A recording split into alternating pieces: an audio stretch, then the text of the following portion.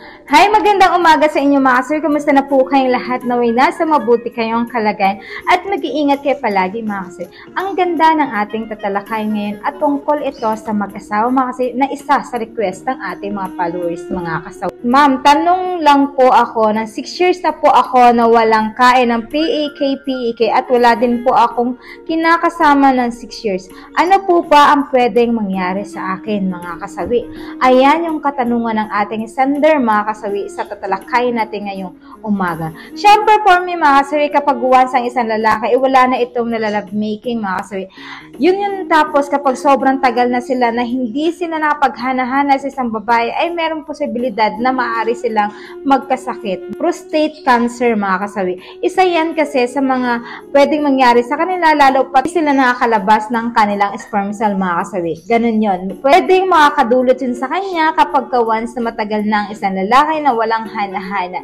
Tapos syempre ang isang lalaki kasi kapag wala itong hana-hana mga kasawi, alam nyo ba, napaka mabilis mainit ang ulo, laging stress, at higit sa lahat, mabilis na tumaas ang kanyang blood pressure, tapos alam mo ba yung kanyang pakiramdam, yung balisa na parang nai-stress palagi. Yung kunting kibot lang mga kasawi is mainitin ang ulo. Kasi nga, hindi na niya nagagawa yung lifestyle na kailangan niya na kailangan niyang mailabas. Kaso nga lang, since na wala siyang asawa, ay hindi na siya nakakalabas mga kasawi. Yan yung mga sanhi na pwedeng pagmulan kapag ang isang lalaki ay walang hana-hana mga kasawi.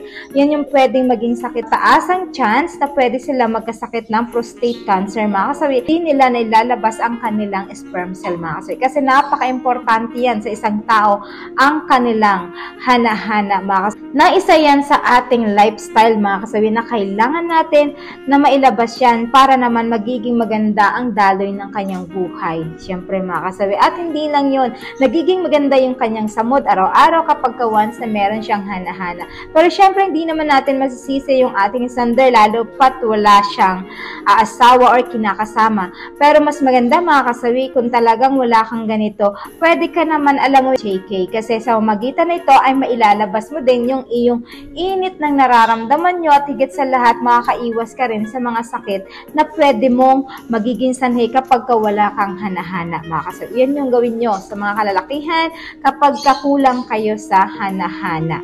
At syempre kung ikaw naman ba ay pwedeng umibig, pwede kang magmahal ulit, magmahal mga kasawi para naman meron kang kasama. Diba sabi ko nga sa inyo, malungkot ang buhay kapag wala kang karelasyon. Pero kung nakokontento ka naman sa buhay mo na mag-isa ka na lang at kontento ka kahit na andyan yung mga anak mo, kahit wala kang asawa, is okay lang ito. At least wala kang sakit sa ulo mga kasawi. So yan lang mga kasawi sa ating sender, naway nabigyan kita ng kaliwanagan dito. Pwede po kayong mag-comment kung ano po yung gusto nyo na sabihin at iparating sa ating sender.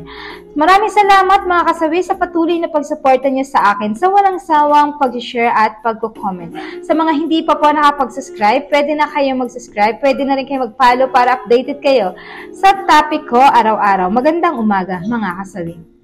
Bye!